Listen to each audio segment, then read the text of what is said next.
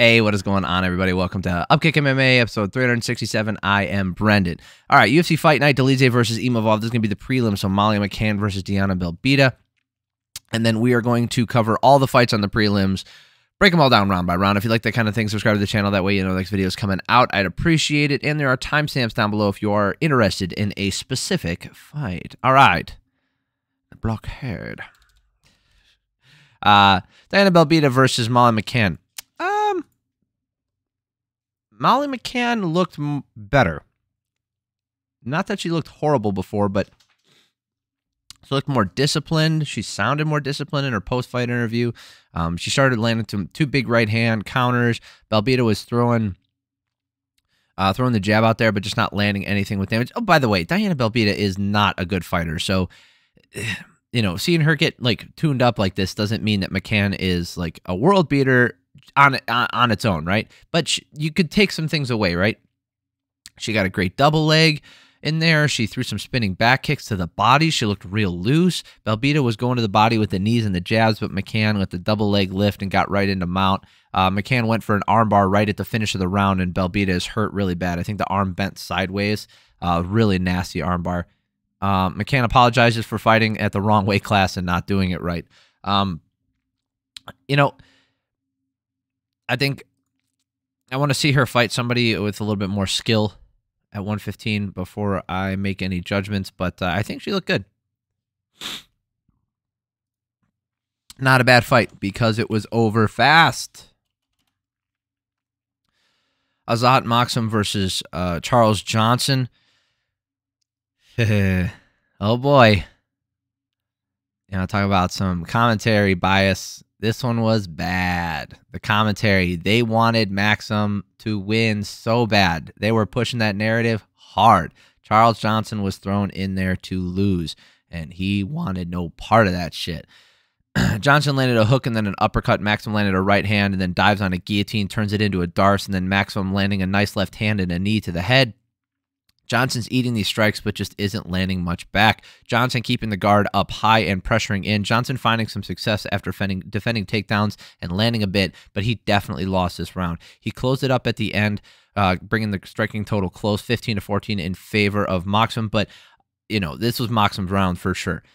The commentary team would not give Johnson credit for the shit that he was doing. And then when they did, it was so momentary. It was all about how Maksum looks like he's doing this, especially in the go back and watch the second round. They did not talk about what Johnson was doing here in a nice way, in a nice enough way. Let's put it that way.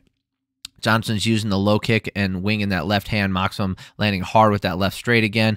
Johnson finding his range and his rhythm really well. Johnson landing the left hand, gets a takedown, takes it back, and puts a rear naked choke in right away. He fails on it, and they scramble back up. Maksum keeping the keeping the pressure on, landing while Johnson evades. Johnson gets the nice trip, lands a combo. Maksum gets back up. Maksum trying to steal the round with a late takedown, but Johnson fights that shit off. Engages in his own grappling and definitely takes this round. Look at the striking numbers here, 23-9 in favor of Johnson. You want to look at control time. There was none. And if you want to give it, it's going to go to Johnson, 28 to 27 seconds. So there's no part of this where Charles Johnson loses this round. But the way they were talking, like they did not want him to win. I'll get to it when we get to the very end. Johnson lands a head kick and defends a takedown. He's countering well, making Maksum landing that right hand, but you know, Johnson, he either eats it or rolls with it really well. Johnson landing in all the margins. Johnson goes for the ninja choke and then lets it go and lands a nice combo, hurting Maksum for a second. Johnson gets a double leg right into mount and landing damage. What a great fight from Johnson. Way to come back from that first round adversity and put it on him. 39-14 for the striking numbers in this last round. And again, not a ton of control time, nothing to go there. The commentary was talking about complicating the scorecard. How does that last round complicate the scorecard? I don't think it could be more obvious who won that. All three judges, Derek Clearly, Sal D'Amato, Chris Lee, the dream team, they all give the second two rounds to Johnson. That's the right call. That commentary team, like the way they were talking, man, it's like they knew ahead of time and things did not go to plan. Themba Gorimbo versus Pete Rodriguez.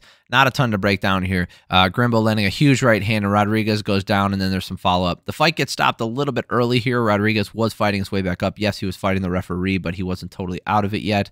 I'm okay with the stoppage. I don't think it was a horrible stoppage. It was slightly early. Whenever you see a guy fighting his way back up while the fight is being stopped, I'm always in favor of letting it go just a little bit more. But again, not a horrible stoppage.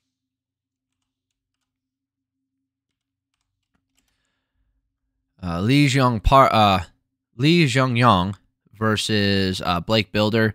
Boy, Bilder just could not get it going in this fight, huh? Couldn't get anything going. Lee's keeping the center. Bilder having to circle the outside. Lee's going to the body with the hooks. Bilder on that double leg against the fence, but he just couldn't do anything with it. Lee lands a knee to the head and separate with 35 seconds left. Follows up with some hooks. Lee continuing to dig to the body with that left hook. It's a beautiful shot that he was landing. Outstruck him 19-8 in this first round. Clearly his round, 10-9. Second round, Bilder having an issue trying to manage the distance in the striking. He just couldn't get it. Couldn't find his rhythm. Couldn't find the distance. Bilder drives him to the cage just like he did in the first round. He's just not able to get the takedown, not able to do anything with it. Lee gets the body lock trip. Lee starts laying out some nasty ground and pound, but Bilder finds his way back up and back to pressuring. But, you know, Lee wins this round too, 20-6 with the striking numbers. Clearly his round. He made it look easy, 20-18. Last round, Lee doing well in the striking still. So Bilder shoots a double yet again. Lee gets him to the ground and stays on top for the rest of the round. Lots of control time here. 3 minutes into the last round. Not as many strikes. 10-5 in favor of Yeong. He just did a better job. He just looked better. It looked like Bilder just couldn't get it going. I don't know what's going on. I don't know if it's just a talent mismatch. If it was an off night. I don't know if he's got something personal going on. He just did not look like he could. Stylistic thing. He just didn't look like he could do it. Luana Carolina versus Julija Stoliarenko. Weird fight, huh? Carolina missed weight by 4 fucking pounds. 4 pounds. Might as well be in the next fucking weight class. That's ridiculous. Stoliarenko lands a hard 1-2 and then a hard right hand, pressuring into the body lock. Carolina's finding her left hand at range and circling out. Carolina spins to get the takedown. Right back up, but they get right back up against the fence. Stoliarenko pulls guard and gets a nice armbar attempt, but no dice. To end rounds, I think Carolina landed more in this round. She did, 12-6. Stoliarenko didn't do enough in this round to win it, so it was 10-9 to Carolina. Carolina's landing the 2, the 1, and some decent kicks, and then even a knee to the body. Stoliarenko finding her hands and gets into the clinch, but Stoliarenko pulls guard again, and she just takes punishment from there. 25-10 for significant strikes in the second round in favor of Carolina. 20-18, I have it. Stoliarenko catches a kick and gets to the clinch yet again. Stoliarenko pulls into guard again, finds her way to a triangle. Carolina gets out, stands back up, lands a hard right hand, and then the fight, Carolina gets a toss and gets into side control, lands some pity-pat shots, and the ref stops it. I was like, that's a weird stoppage. I thought, with how much fight was left, 8 seconds of the fight was left, and you're going to give her that finish. I didn't agree with that. I thought there was, let her try and work from that position. She wasn't landing anything crazy, and she was in side control. This was not in a place where she couldn't defend herself properly. I think this was a weird stoppage, to say the least. And Carolina misses weight, pulling our total this year. So I've been keeping track of people who miss weights, as well as fouls. Missed weight. So she's the second person to miss weight this year, and they're 50-50. So sanctioned cheating doesn't necessarily guarantee a win.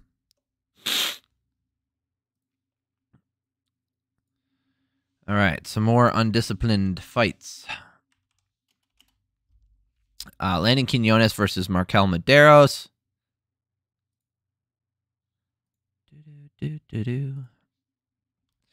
Quinones landing a straight left, one after another. Some nice hooks from Quinones and really good pressure. Mederos wins the fence grappling early, but Quinones gets some control too. Close round in the clinch, but Quinones landed the better shots in my opinion.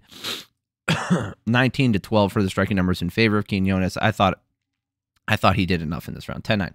Mederos landing a front kick and some hooks, then pressuring back to the fence. Mederos is more active in this round, landing in space. Quinones is landing back and countering well. Quinones lands and pressures forward. When he's pressuring forward, he's winning. Mederos landing the better shots and pressured the entire round. I gave him this round. 21-18 for the striking numbers in favor of Mederos. That's his round. 19-19. Last round, Mederos goes with the pressure again, landing and getting the back body lock, but just turns it into a cage clinch yet again. Mederos kicks him in the nuts.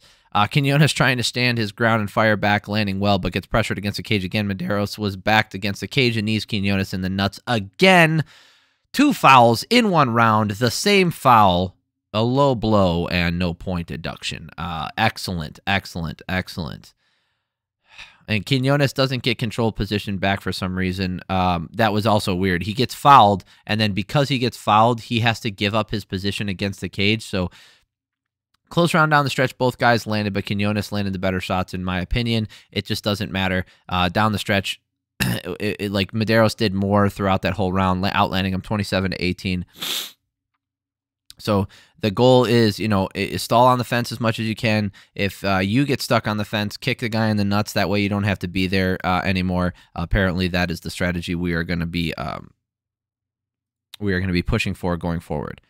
It's stupid. Pretty sure. Let's look at the striking number or the.